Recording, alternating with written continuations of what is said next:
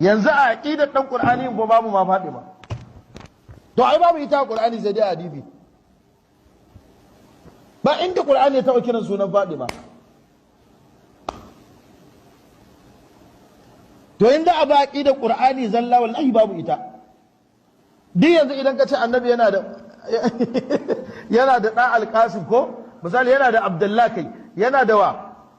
yana da zainab yana da ruqayya yana da wa fatima din ko to duk da yana da ummu kulsum ko to duk gaba ɗaya yan qur'ani wannan kawai kai ka faɗi sunan wasu yara ko yi mana ka ce akwai su ƴaƴan annabi ne amma qur'ani bai ba su labari ba dan haka a wurin su ƙarya ne dan Allah ta ya za a yi wannan aqidar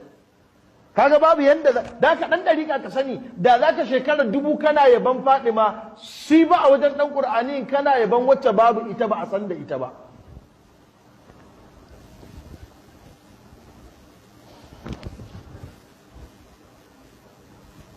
kuma duk Qur'ani daga alifin zuwa ya'un ba inda aka bada labarin annabi ya haifi yaya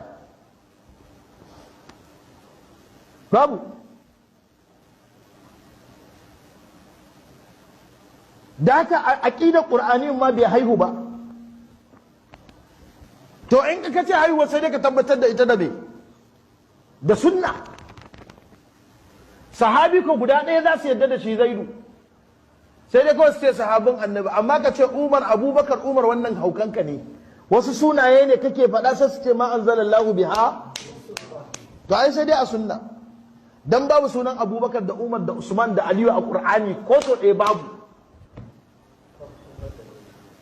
iya Zaidu kadai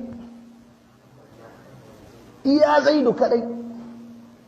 mace kuwa ko kwaya daya babu sunanta a Qur'ani sai dai sura